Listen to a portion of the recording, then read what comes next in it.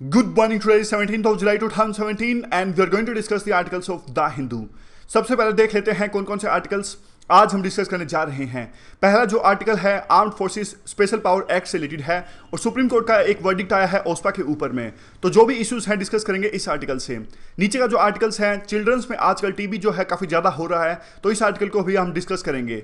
बीच का आर्टिकल जो है यहाँ पे बड़ा आर्टिकल पुलिस रिफॉर्म्स के ऊपर में है, ये भी इंपॉर्टेंट आर्टिकल है, इसे भी डिस्कस करेंगे।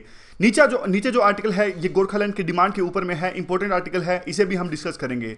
साइड में आर्टिकल है फूड वेस्टेज के ऊपर में, ये भी इंपॉर्टेंट आर्टिकल है, इसे भी हम डिस्कस करेंगे। ये आर्टिकल इंपॉर्टेंट नहीं है, मंडे को एक इंटरनल आर्टिकल प्रकाशित होता है कि कौन सी न्यूज को द हिंदू ने क्यों प्रायोरिटी दी और किस पेज पे प्रायोरिटी दी, तो एग्जाम के लिए इंपॉर्टेंट नहीं, इसे हम नहीं डिस्कस करेंगे। नीचे का दो आर्टिकल है ये भी इंपॉर्टेंट नहीं है, बुक से रिलेटेड है। लेकिन इसके अलावा एक काफी ज्यादा इंपॉर्टेंट आर्टिकल हम डिस्कस करेंगे, वो है बिजनेस लाइन से मोरल हैजार्ड के ऊपर में, वो काफी इंपॉर्टेंट आर्टिकल वो है। पहला जो आर्टिकल है ओस्पा के ऊपर में यानी armed forces special power act के ऊपर में है। कई सारे स्टेट्स जैसे कि खास करके नॉर्थ ईस्ट स्टेट्स और जम्मू एंड कश्मीर के अंदर में ओस्पा अभी लागू है, आपको पता होगा।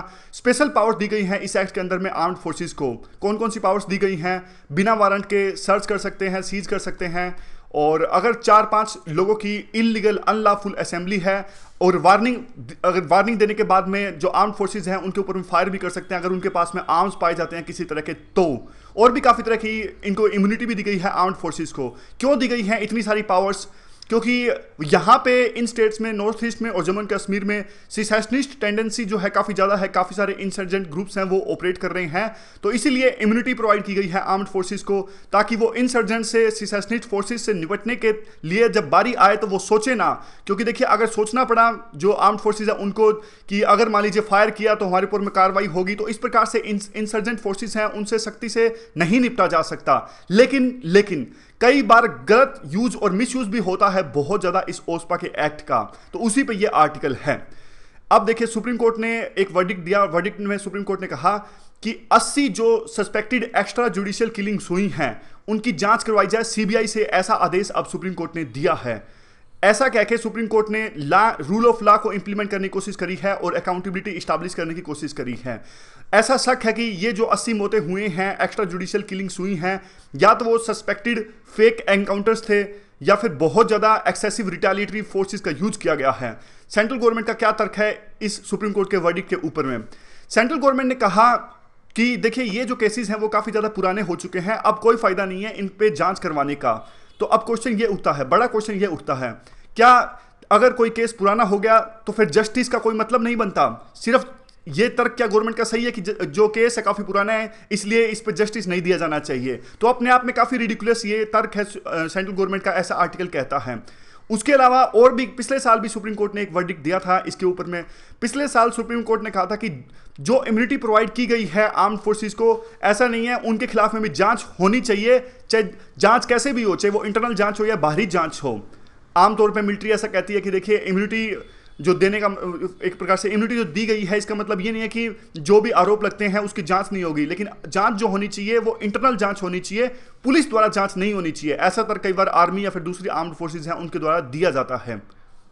लेकिन पिछले साल जो सुप्रीम कोर्ट ने वर्डिक्ट दिया था, जो 1500 रेप्स या फिर एक्स्ट्रा जुडिशरी किलिंग्स हुई थी उनके खिलाफ में, उसके खिलाफ में सेंट्रल गवर्नमेंट ने यह तर्क दिया कि देखिए जो ये रिपोर्ट थी वो काफी बायस्ड थी, वो ग्राउंड सिचुएशन से परे थी और एक प्रकार से लोकल जो लोग हैं उनका इंटरेस्ट वो सर्व करती थी, जबकि आर्म्ड फोर्सेस के हितों को ध्यान में नहीं रखा था रिपोर्ट ने। ऐसा तर्क दिया गया सेंट्रल गवर्नमेंट के द्वारा उस रिपोर्ट पे जिसके ऊपर में सुप्रीम कोर्ट ने लास्ट ईयर अपना वर्डिक्ट दिया था।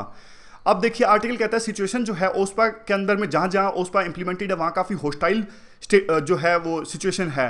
कई बार तो ऐसा होता है कि इंक्वायरी होती ही नहीं है और कई बार तो ऐसा होता है कि इवन विक्टिम के खिलाफ में एफआईआर दर्ज करवा दी जाती है।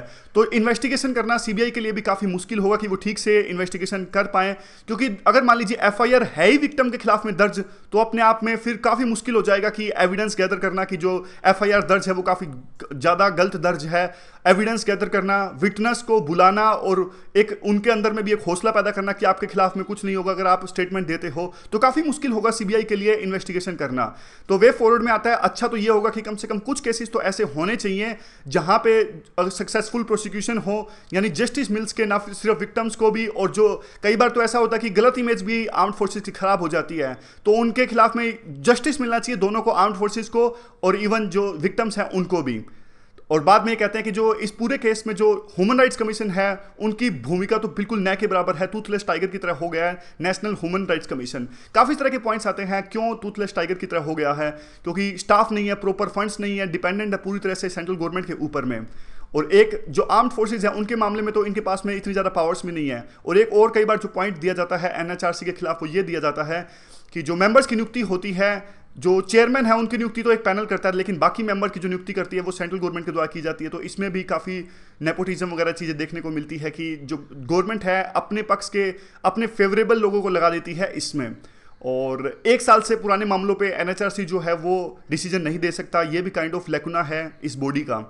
और जब ये एक्ट बनाया गया था 1993 में तो ऐसा कहा गया था कि सभी स्टेट्स अपने अपने स्टेट्स में स्टेट्स ह्यूमन राइट्स कमीशन का गठन करेंगे, लेकिन अभी भी कुछ स्टेट्स बाकी हैं जिन्होंने अपने अपने स्टेट्स के अंदर में स्टेट ह्यूमन राइट्स कमीशन का गठन नहीं किया है। तो ये सारे पॉइंट्स हैं। तो क्या लिखोगे आप अगर क्वेश्चन आए ओस्पा के ऊपर में, किस तरह का स्टैंड आप लोगे? स्टैंड तो देखिए मिक्स सा लेना पड़ेगा। ओस्पा हटना चाहिए, इसमें कोई दो राय नहीं है, लेकिन जब तक स्थिति अनुकूल नहीं है, सिचुएशन फेवरेबल नहीं है, जब तक सिसेशनिस्ट पॉलिसीज चलती रहेंगी वहाँ पे इंसर्जेंट ग्रुप्स की, तब तक ओस्पा नहीं हटा सकते। लेकिन आज इतने साल हो गए, 1958 के आसपास से ओस्पा लगा था नॉर्थ ईस्ट के अंदर में, इतने सालों के बाद में भी अगर हम सिचुएशन को फेवरेबल नहीं बना पाए हैं तो कहीं ना कहीं हमारी गलती है। हमेशा याद रखिएगा, वे फॉरवर्ड में यही बात लिखनी है कि दिलों और दिमाग से लोगों को जीता जा सकता है, हथियारों के बेस पे कभी भी लोगों को नहीं जीता जा सकता। एक वो टर्म यूज होती है winning by hearts and minds, whim WHIM, तो ये आप टर्म यूज कर सकते हो अपने कंक्लूजन के अंदर में। चलिए अगला आर्टिकल हम डिस्कस करते हैं जो कि टीबी से रिलेटेड है। गवर्नमेंट ने टीबी को जड़ से उखाड़ने के लिए एक प्रोग्राम चला के रखा है जिसका नाम है revised national TB control program. उसकी एक रिपोर्ट जारी हुई जो कि काफ़ी चिंताजनक है। क्या सामने आया उस रिपोर्ट में? 76,000 बच्चों पे टेस्ट किया गया, जिसमें से 5500 बच्चों में टीबी टेस्ट पॉजिटिव पाया गया। यानी ऐसा पाया गया कि उसमें से 9% जो बच्चे हैं वो काइंड ऑफ एक तरह से उनको तो MDR टीबी है। MDR टीबी समझते हो? MDR टीबी का मतलब ये होता है कि जो बैक्टीरिया टीबी के लिए रिस्पॉन्सिबल होता है, अगर उस पर दवाई का असर होना ही बंद हो जाए, जो दवाई यूज होती है टीबी के इलाज के लिए, तो वो उस सिचुएशन को कहते हैं MDR टीबी, यानी मल्टी ड्रग रेसिस्टेंस। जो बैक्टीरिया रिस्पॉन्सिबल है उसका उस पे ऊपर में कोई असर ही नहीं हो रहा, यानी टीबी ठीक ही नहीं हो रहा, तो इस सिचुएशन को कहते हैं MDR टीबी। तो काफ़ी सारे यानी 5500 में से 9% बच्चे तो ऐसे हैं जिनको MDR टीबी है, जो टीबी का अगला स्टेज आप कह सकते हैं अगर सिंपल टर्म्स में बात करें तो अब देखिए कितनी चिंताजनक बात है। पूरी जो हेल्थ सिचुएशन है हमारे देश के अंदर में ठीक नहीं है, ये जो रिपोर्ट है वो यही संकेत दे रही है। और बच्चों को टीबी होना तो काफ़ी और भी ज़्यादा चिंताजनक है, कि अब गवर्नमेंट की जिम्मेदारी बनती है कि जल्द से जल्द अर्ली स्टेजेस में ही यानी बचपन में ही जांच करे, प्रोएक्टिव अप्रोच अपनाए ताकि डिजीज को डिटेक्ट किया जा सके। और जो बाद की स्टेज जो है मल्टी MDR जो टीबी है उसको तो बहुत जरूरी रूप से अवॉइड किया जा सके। और काफ़ी बार ऐसा होता है कि देखिए मान लीजिए घर के अंदर में किसी पेशेंट को टीबी होता है, तो उस घर के अंदर में जो छोटे बच्चे होते हैं वो उस पेशेंट के संपर्क में आ जाते हैं, तो इसी वजह से बच्चों को भी हो जाता है। समझ गए? तो इसलिए अभी आवश्यकता है कि प्रोएक्टिव अप्रोच सरकार अपनाए, जो ये चेन है, ट्रांसमिशन चेन है, उसको खत्म करें। कॉन्टैक्ट स्क्रीनिंग होनी चाहिए, यानी कम से कम एक प्रॉपर डेटा के हिसाब से गवर्नमेंट प्रोएक्टिव अप्रोच अपनाए और देखे कि किन किन लोगों को, किन किन पेशेंट्स को, जो टीबी वाले जो पेशेंट्स हैं उनकी फैमिलीज में छोटे बच्चों की जांच करे आवश्यक रूप से। क्या बच्चों को तो उनकी वजह से नहीं हो रहा है, तो कॉन्टैक्ट स्क्रीनिंग की आवश्यकता है प्रॉपर ढंग से। वे फॉरवर्ड में क्या आता है? Fixed dose combination. ये क्या होता है? जब देखिए 2-3 ड्रग्स को मिला के एक ड्रग्स तैयार की जाती है तो उसको कहते हैं fixed dose combination. Fixed dose combination जो चिल्ड्रंस के लिए उपलब्ध करवाई गई थी 2015 में, काफ़ी लंबे समय के बावजूद, यानी 1 साल के अंतराल के बाद में पिछले कुछ महीनों पहले इसे अवेलेबल करवाया गया है 6 स्टेट्स के अंदर में, 6 राज्यों के अंदर में। तो अब आवश्यकता ये है कि इसे बाकी राज्यों में भी इसे अवेलेबल करवाया जाए और कम से कम बच्चों को इवन बचपन से ही टीबी ना हो, कम से कम ये गवर्नमेंट इंश्योर करे। और आगे तो पूरी जैसे बात हमने की कि ट्रांसमिशन जो चेन है उसको भी खत्म करने की आवश्यकता है।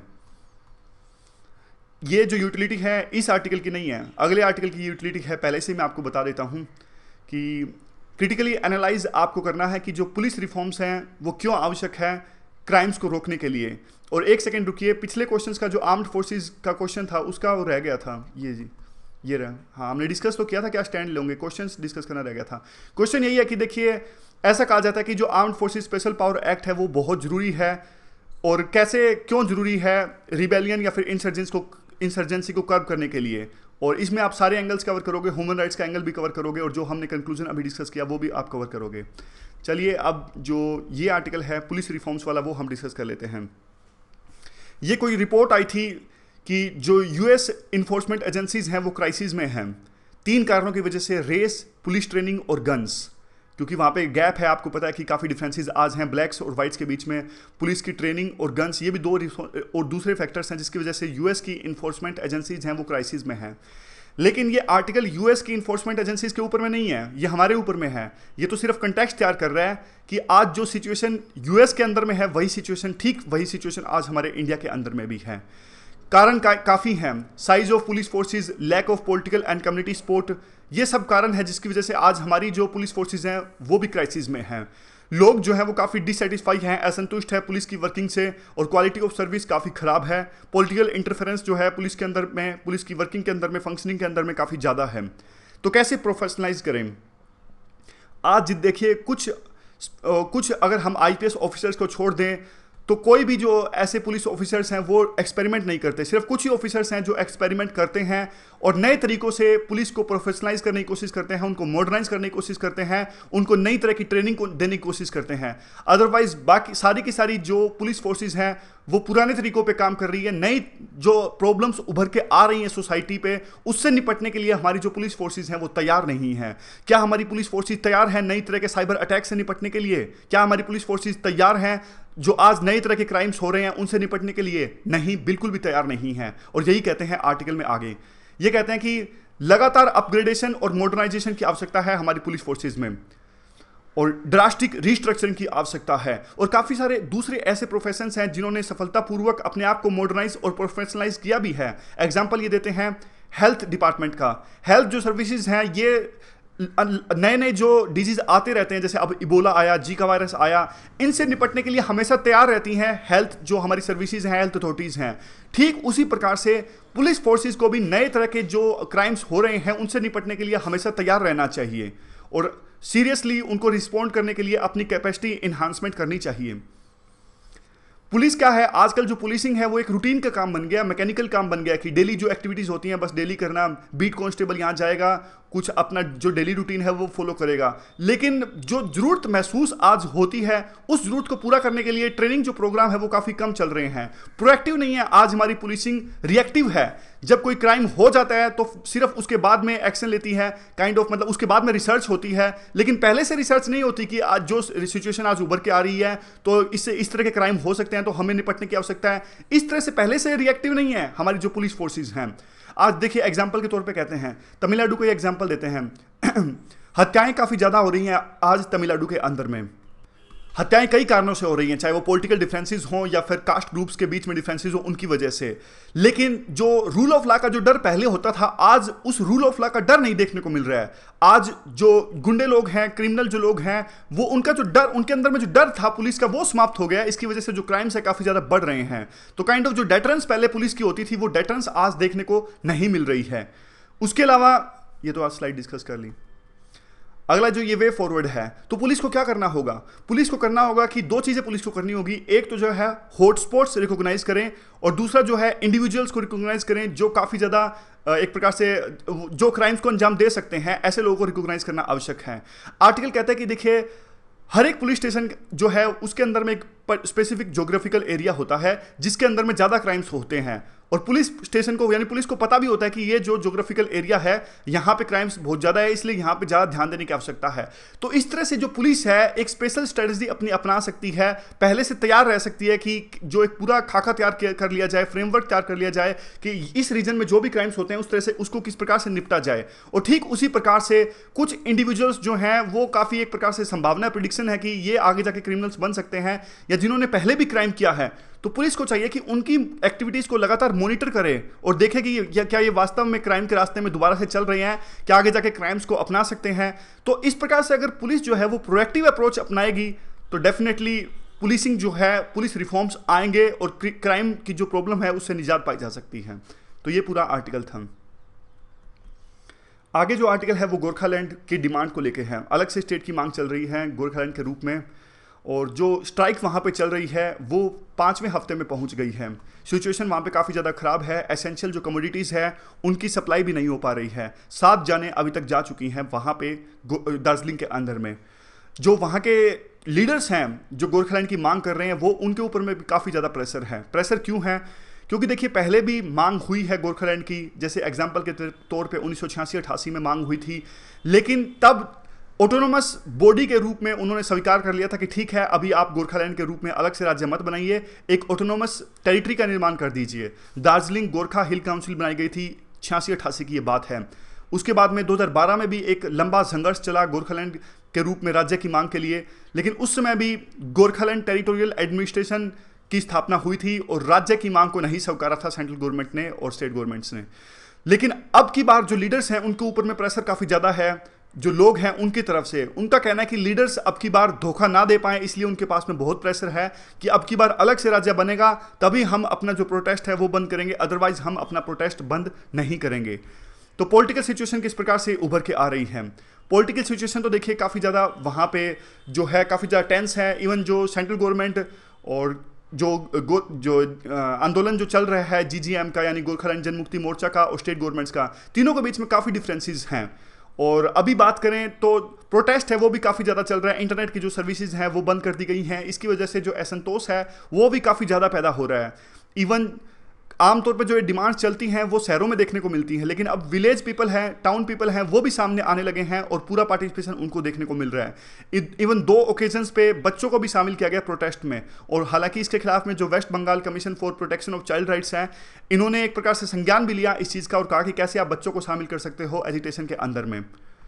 आगे क्या है? अब एक नया इसमें जो है एंगल जुड़ रहा है। सिक्किम ने भी, यानी सिक्किम में फिलहाल जो गवर्नमेंट है उन्होंने भी समर्थन किया है कि गोरखालैंड के रूप में एक अलग से राज्य की स्थापना होनी चाहिए। सिक्किम के जो चीफ मिनिस्टर है पवन कुमार चामलिंग, उन्होंने एक लेटर लिखा राजनाथ सिंह को जो हमारे अभी होम मिनिस्टर है। उन्होंने कहा कि हम सपोर्ट करते हैं जो गोरखालैंड के रूप में अलग से राज्य की मांग चल रही है उसको, क्योंकि देखिए एक रीजन तो एक ध्यान तो इस तरफ जाता है कि जो सिक्किम जो है वो एक लैंडलॉक्ड स्टेट है और काइंड ऑफ सभी तरह की सप्लाईज के लिए वो हिल्स के थ्रू जो रास्ते जाते हैं उन पर निर्भर है। अभी जो स्ट्राइक चल रही है दार्जिलिंग के अंदर में, और जो वहाँ पे नेशनल हाईवे नंबर 10 है जो कि नया नाम है, पहले नेशनल हाईवे नंबर जो 10 था वो हरियाणा से होकर गुजरता था, लेकिन जो नया नाम है अभी वो दार्जिलिंग से होकर गुजरता है। तो वहाँ पे रास्तों को खुलवाया जाए ऐसा कहा है अभी जो सिक्किम की तरफ से भी और होम मिनिस्टर की तरफ से, क्योंकि जो सप्लाई जानी चाहिए सिक्किम के अंदर में वो सप्लाई जो है वो सुचारू रूप से चलती रहे और वहाँ पे एसेंशियल कमोडिटीज़ यानी जरूरी जो आवश्यक वस्तुएं हैं उनकी कमी ना हो। तो एक एंगल तो ये है, लेकिन एक जो अलग एंगल है वो भी देखने को मिल रहा है और जिस पे संदेह जता रहा है आर्टिकल कहता है कि देखिए सिक्किम और दार्जिलिंग थे वो पहले जुड़े हुए थे और सिक्किम के अंदर में भी काफ़ी नेपाली मूल के जो लोग हैं वो रहते हैं। तो क्या सिक्किम के द्वारा इस तरह की मांग का समर्थन करना गोरखालैंड के रूप में, क्या बाद में कोई इस तरह का एंगल जुड़ सकता है कि बाद में लार्जर पैन नेपाली फेनोमेनन चले कि नेपाल के रूप में अलग से देश की मांग चले? तो गवर्नमेंट को इस तरफ ध्यान देना चाहिए कि सिक्किम क्यों सपोर्ट कर रहा है। तो आर्टिकल यही है। तो एक अलग से एंगल है, इंटरनल सिक्योरिटी का भी एंगल है और क्या छोटे राज्यों की अलग से जो स्टेट्स हैं उनकी मांग जो चल रही है, गवर्नमेंट को छोटे छोटे स्टेट्स बनाने चाहिए या नहीं बनाने चाहिए। तो 2-3 क्वेश्चन आ सकते हैं इसके ऊपर में। यूटिलिटी, ये जो क्वेश्चन है ये पूछा गया था यूपीएससी के द्वारा 2013 के अंदर में। यूपीएससी ने पूछा था कि कई बार ऐसा होता है कि स्टेट्स जो हैं बड़े डिस्ट्रिक्ट्स को छोटे डिस्ट्रिक्ट्स में डिवाइड कर देते हैं, क्या बेटर गवर्नेंस के लिए क्या ये चीज़ जो स्टेट्स पे भी लागू होती है? क्या जिस तर्ज पर छोटे छोटे डिस्ट्रिक्ट्स डिवाइड किए जाते हैं क्या उसी तर्ज पर स्टेट्स को भी डिवाइड किया जाना चाहिए, नहीं डिवाइड किया जाना चाहिए? तो इस क्वेश्चन को आपको आंसर देना, डिस्कस करना है।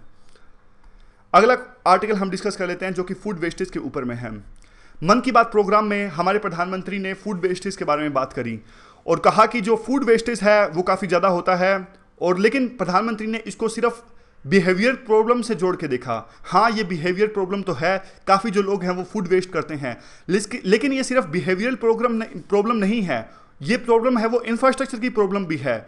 इवन जो इनपुट यानी इनवर्ड जो आउटवर्ड सप्लाईज हैं वहाँ पे भी जो प्रॉपर इंफ्रास्ट्रक्चर, कोल्ड स्टोरेज की फैसिलिटीज़ हैं, मंडीज़ में भी जो फसल आती हैं उनको प्रॉपर स्टोरेज की फैसिलिटीज़ नहीं मिल पाती, इस वजह से काफ़ी जो हमारा जो फूड है वो वेस्ट हो जाता है। ये उस एंगल से भी इसको जोड़ना चाहिए, आर्टिकल ये वकालत कर रहा है। आर्टिकल कहता है कि गवर्नमेंट को एक टाइम बाउंड टास्क फोर्स का निर्माण करना चाहिए नीति आयोग की अध्यक्षता में। वहाँ पे काफ़ी सारे डिफरेंट सेक्टर्स में एक्सपर्ट्स होने चाहिए जो कि एक नेशनल पॉलिसी बना सकें, फ्रेम कर सकें इस इशू के ऊपर में, ताकि जो फूड वेस्टेज हो वो काफ़ी कम से कम हो। तो कहने का मतलब ये कि एक लीगल फ्रेमवर्क इस्टेब्लिश किए जाने की आवश्यकता है ताकि फूड वेस्टेज की जो ये समस्या है इसको रोका जा सके। क्योंकि देखिए दिक्कत ये है कि आज जो है इतने सारे जो लोग हैं हमारे देश में वो भूखा सो जाते हैं, उनको प्रॉपर ढंग से फूड अवेलेबल नहीं हो पाता। और दूसरे ढंग से बात करें, दूसरे हाथ पे इतने सारे ऐसे लोग हैं जो काफ़ी फूड वेस्ट करते हैं, और फूड वेस्टेज की जो समस्या है वो काफ़ी गंभीर है। फूड वेस्टेज के काफ़ी ज़्यादा इल इफेक्ट्स भी हैं, social, economic, environment ill effects हैं, इसलिए इस इशू को प्रायोरिटी दिए जाने की आवश्यकता है। थोड़े फैक्ट्स हैं, इन्हें हम अपने आंसर्स में यूज कर सकते हैं। फूड एंड एग्रीकल्चर ऑर्गेनाइजेशन के अनुसार में 1/3 यानी 1/3 फूड जो कि ह्यूमन कंजप्शन के लिए यूज हो सकता है उसको वेस्ट कर दिया जाता है हर एक साल, और आंकड़ा है वो है 1.3 बिलियन टन्स जो है हर एक साल फूड को वेस्ट कर दिया जाता है। इससे देखिए नुकसान काफ़ी ज़्यादा होते हैं। एक तरफ तो देखिए जो काफ़ी ज़्यादा जो यानी जो फूड वेस्ट हुआ है उसको उगाने के लिए, उसको पैदा करने के लिए कितना ज़्यादा इरिगेशन में खर्चा आया होगा, किसानों ने खर्चा किया होगा, इनपुट्स पे कितना ज़्यादा खर्चा हुआ होगा, और ऊपर से कितना ज़्यादा लैंड डिग्रेडेशन होता है, एमिशंस होता है, जब भी खेती होती है CH4 का एमिशंस होता है। तो हर एक चीज़ को नुकसान पहुँचता है, इन्वायरमेंट को नुकसान पहुँचता है जब ये खाना वेस्ट होता है, लैंड को नुकसान होता है, किसानों को नुकसान होता है, गवर्नमेंट को नुकसान होता है। इतने सारे पैसे का यूज किया जा सकता था, किसानों के वेलफेयर के लिए, गरीबों के लिए यूज किया जा सकता था।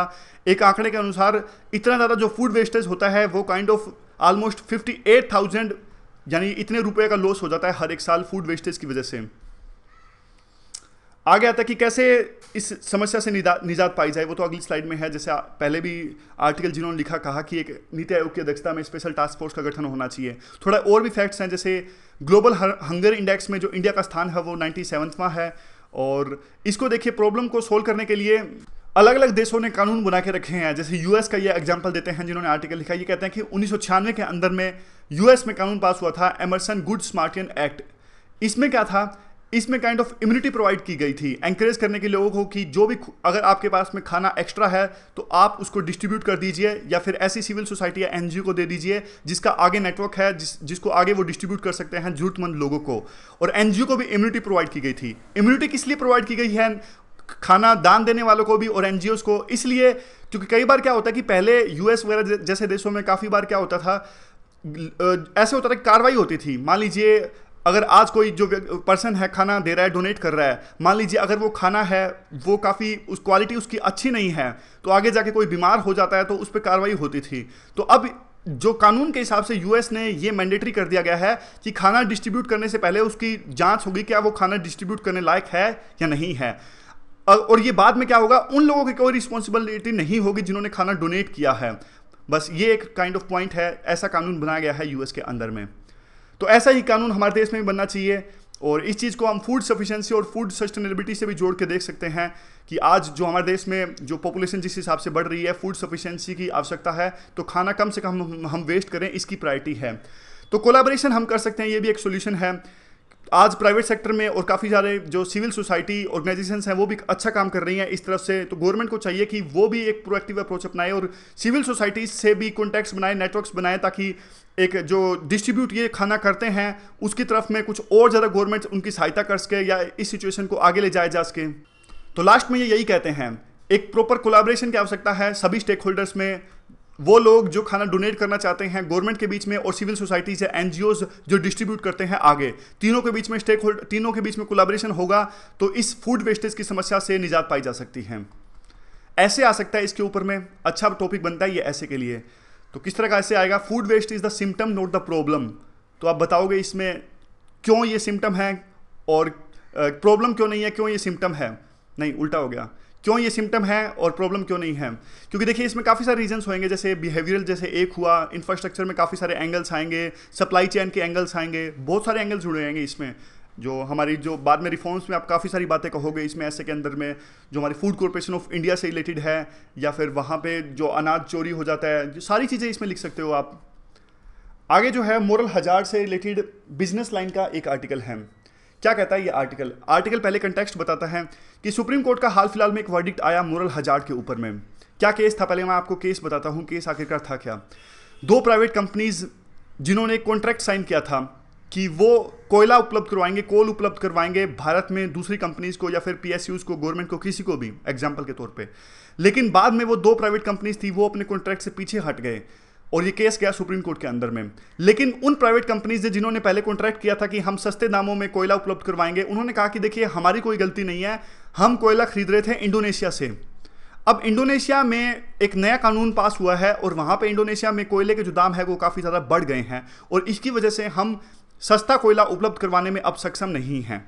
लेकिन सुप्रीम कोर्ट ने कहा कि नहीं, आपका जो तर्क है वो सही नहीं है, आपने जो कॉन्ट्रैक्ट साइन किया था आप उस कॉन्ट्रैक्ट का पालन कीजिए। तो ये उसके ऊपर में ये पूरा टॉपिक है, मतलब काइंड ऑफ इस आर्टिकल का नहीं है, एग्जांपल और भी ज़्यादा है। ये मोरल हजार्ड जैसी सिचुएशन है। मोरल हजार्ड कैसे है? एक तरफ तो देखिए जो ये कंपनीज हैं जो अब कोयला नहीं उपलब्ध करवा पा रही हैं, ये भी अपनी जगह पे सही हैं, और दूसरी तरफ में काइंड ऑफ एक वो बात भी सही है कि कॉन्ट्रैक्ट इन्होंने साइन किया कि इन्होंने फोर्स नहीं किया था उस कॉन्ट्रैक्ट को, और अब उस कॉन्ट्रैक्ट को फॉलो करना चाहिए इनको। अब मान लीजिए कोयले के दाम काफ़ी ज़्यादा बढ़ जाते, अगर घट जाते हैं, मान लीजिए इन कंपनीज को बहुत ज़्यादा मुनाफा होता, क्या ये मुनाफा को भी शेयर करते उन लोगों से जिनको इनको कोयला प्रोवाइड करना था? डेफिनेटली नहीं करते। जब ये मुनाफा नहीं शेयर कर रहे थे तो इनके लॉस को क्यों माफ किया जाए? तो ये पूरा क्वेश्चन है। अब और काफ़ी सारे एग्जांपल्स हैं मोरल हजार्ड्स के। जैसे एक और एग्जांपल ऐसा है, कई बार पीपीपी यानी पब्लिक प्राइवेट पार्टनरशिप में कई बार प्राइवेट कंपनीज काफ़ी सारे कॉन्ट्रैक्ट साइन करती हैं, लेकिन बाद में उनको एनवायरमेंट क्लियरेंस नहीं मिल पाता या किसी कारण उनके जो प्रोजेक्ट्स हैं वो वाइबल नहीं हो पाते, काफ़ी ज़्यादा लॉस होता है उन कंपनीज़ को। तो वो मांग करती हैं गवर्नमेंट से कि हमें अब जो सिचुएशन है काफ़ी ज़्यादा डिफिकल्ट हो चुकी है, तो कॉन्ट्रैक्ट को लिबरलाइज किया जाए। तो एक तरफ तो देखिए ये सिचुएशन काफ़ी ज़्यादा जरूरी हो जाती है। क्यों? क्योंकि अगर ये प्रोजेक्ट्स आगे नहीं बढ़ेंगे तो नॉन परफॉर्मिंग एसेट की जो समस्या है वो और ज़्यादा गहरा जाएगी। जबकि दूसरी तरफ बात आती है कि ये हमारी गलती नहीं है, गवर्नमेंट उनको कह सकती है कि देखिए मार्केट अब ऐसी हो चुकी है, तो आपने जो कॉन्ट्रैक्ट साइन किया था आपको पूरा कीजिए, लॉस एंड प्रॉफिट तो मार्केट का हिस्सा है। तो क्या करे गवर्नमेंट? दोनों तरफ तो गवर्नमेंट की हार है। अगर जो नॉन परफॉर्मिंग एसेट की समस्या अगर मान लीजिए ये बहुत ज़्यादा बढ़ेगी तो भी गवर्नमेंट को नुकसान है, क्योंकि इकोनॉमी आगे नहीं बढ़ेगी, और जबकि कॉन्ट्रैक्ट को माफ करती है तो भी मोरल हजार्ड है। मोरल हजार्ड क्यों है? आगे जाके तो कंपनीज यूँ सोचेगी कि कोई बात नहीं, अगर लॉस भी हुआ तो गवर्नमेंट तो जो कॉन्ट्रैक्ट है उसको लिबरलाइज कर ही देगी, तो कोई दिक्कत नहीं है। तो आगे जाके जो प्राइवेट कंपनीज हैं वो अपने काम के प्रति सीरियस नहीं होगी। ये मोरल हजार्ड है। एक और एग्जाम्पल फार्म लोन्स का भी है। जब फार्म लोन्स को माफ़ किया जाता है तब तक बात आती है मोरल हजार्ड की। अगर किसानों को यूं लगेगा कि उनकी अगर मान लीजिए कर्ज माफ़ हो सकते हैं, तो ऐसा कहा जाता है कि कुछ किसान जो हैं प्रॉपर ढंग से खेती नहीं करेंगे, क्योंकि उनको लगेगा कि लोन ले लेते हैं बैंक से, अगर नुकसान भी हुआ तो आगे जाके गवर्नमेंट माफ़ तो कर ही देती है। तो इस समस्या से कैसे, मतलब क्या सोल्यूशन निकलना चाहिए इस चीज़ का जो है, अब इसी के ऊपर में है आर्टिकल क्या देखिए कई बार तो ऐसा होता है कि सुप्रीम कोर्ट में भी काफ़ी तरह का ऐसे वर्डिक्ट आ जाते हैं जिसका बिजनेस इकोनॉमी को काफ़ी नुकसान पहुंचता है। सिचुएशन जो है आजकल काफ़ी ज़्यादा ऐसी है कि डायनामिक सिचुएशन है, टेक्नोलॉजिकल जो चेंजेस हैं वो काफ़ी ज़्यादा हो रही हैं, जियोपॉलिटिकल अनसर्टेनिटीज़ हैं वो भी काफ़ी ज़्यादा हैं, ग्लोबल सप्लाई चेन्स हैं वो कनेक्ट हो गई हैं पूरे वर्ल्ड की, और इसी वजह से जो प्राइसेस हैं वो काफ़ी वोलेटाइल होते हैं। तो कैसे, मतलब क्या होना चाहिए? दो सिचुएशन जो हमने ऑलरेडी डिस्कस करी कि एक तरफ तो है कि सबका वेलफेयर देखते हुए, जैसे अब देखिए लोन को, अब देखिए अगर किसानों के कर्ज माफ़ हो सकते हैं तो उनका वेलफेयर हो जाएगा, तो एक तरफ तो सबका वेलफेयर देखते हुए डिसीजन लेना चाहिए गवर्नमेंट को, और दूसरी तरफ ये है कि कॉन्ट्रैक्ट को लागू करना चाहिए। सुप्रीम कोर्ट ने अभी जो वर्डिक्ट दिया उसको कैसे देखता है ये आर्टिकल? कई बार कुछ लोग कहते हैं कि सुप्रीम कोर्ट को ना इकोनॉमिक इश्यूज़ का पता नहीं होता, और उनके वर्डिक्ट की वजह से हमारे जो देश की इन्वेस्टमेंट जो इन्वायरमेंट है काफ़ी ख़राब हो जाता है। जैसे सुप्रीम कोर्ट ने कई तरह के ऐसे डिसीजंस लिए जिनको लोग क्रिटिसाइज़ करते हैं। सुप्रीम कोर्ट ने कहा कि पोल्यूशन स्टैंडर्ड्स ऑटोमोबाइल्स हैं, एकदम से सुप्रीम कोर्ट ने BS4 इंप्लीमेंट कर दिया था, जिसका काफ़ी ऑटोमोबाइल्स कंपनी से विरोध किया था। लेकिन आर्टिकल कहता है कि देखिए ये जो डिसीजन सुप्रीम कोर्ट ने लिया ये तो ऑलरेडी एग्जीक्यूटिव्स का डिसीजन था, और सुप्रीम कोर्ट ने ऐसा कुछ भी गलत नहीं किया। और उसके बाद में आगे आर्टिकल कहता है कि सुप्रीम कोर्ट के जजेस में भी कुछ इकोनॉमिस्ट को शामिल करना चाहिए, लेकिन फिर ये काइंड ऑफ ऐसा है कि इसके खिलाफ में आर्गुमेंट्स है काफ़ी सारे, क्योंकि आज जो इकोनॉमिस्ट हैं वो भी प्रॉपर ढंग से सभी स्टेक होल्डर्स के व्यू को कोग्निजेंस में नहीं ले सकते, इसलिए ये तर्क भी बिल्कुल सही नहीं है। और उसके बाद में जो इकोनॉमिस्ट हैं वो भी आज ज़्यादा ही स्पेशलाइज हो रहे हैं, यानी काइंड ऑफ इकोनॉमिक्स के अंदर में भी कोई स्पेसिफिक फील्ड्स हैं उन पे ज़्यादा फोकस्ड है आज एक्सपर्ट इकोनॉमिस्ट का भी। तो इसलिए ये आर्गुमेंट जो कि सुप्रीम कोर्ट की जो बेंच है जजेस के अंदर में इकोनॉमिस्ट को शामिल किया जाना चाहिए, ये तक बिल्कुल भी सही नहीं है। तो क्या सोल्यूशन निकलता है? सो आर्टिकल कहता है कि देखिए एक प्रॉपर स्टेक होल्डर्स अप्रोच अपनाने की आवश्यकता है। कम से कम ऐसे इंस्टीट्यूशंस का निर्माण कीजिए ताकि जो सभी जो स्टेक होल्डर्स हैं इनको व्यूज़ को संज्ञान में ले सकें, और ऐसे पब्लिक जो इंस्टीट्यूशंस हैं उनको स्ट्रेंथन करने की आवश्यकता है, क्योंकि जो सोसाइटल स्टेबिलिटी है वो भी आवश्यक है। इसीलिए सभी चीजें जो हैं वो आवश्यक है, तो बीच का रास्ता निकालने की आवश्यकता है। कम से कम मान लीजिए मल्टी स्टेक होल्डर्स अगर प्रोसेस रहेगी तो सोशल स्टेबिलिटी भी आएगी, सोशल सॉलिडारिटी भी आएगी, गुड सोसाइटीज का निर्माण होगा और लोगों का जो विश्वास है वो इंस्टीट्यूशंस के ऊपर में वो भी बढ़ेगा। तो ये पूरा आर्टिकल था मोरल हजार्ड के ऊपर में। तो एथिक्स के ऊपर में किस प्रकार का क्वेश्चन है वो देख लेते हैं। ये क्वेश्चन आया था, यूपीएससी का ही क्वेश्चन है। जो एंगर है यानी गुस्सा है वो काफ़ी ज़्यादा हार्मफुल नेगेटिव इमोशन है। ये ना सिर्फ पर्सनल लाइफ के लिए बल्कि वर्क लाइफ के लिए भी काफ़ी नुकसानदायक है। तो डिस्कस कीजिए कैसे जो है वो नेगेटिव इमोशंस और अनडिजायरेबल बिहेवियर का नुकसान होता है और कैसे मैनेज किया जा सकता है, कंट्रोल किया जा सकता है एंगर को। तो बताना है, काफ़ी सारे पॉइंट्स आप लिख सकते हो कि म्यूजिक सुन के या फिर मेडिटेशन से, इन तरह की चीज़ों से एंगर को कंट्रोल किया जा सकता है। ये सारे पॉइंट्स आप अपने आंसर के अंदर में लिख सकते हो। तो आज के डिस्कशन में बस इतना ही। Thank you very much for discussion.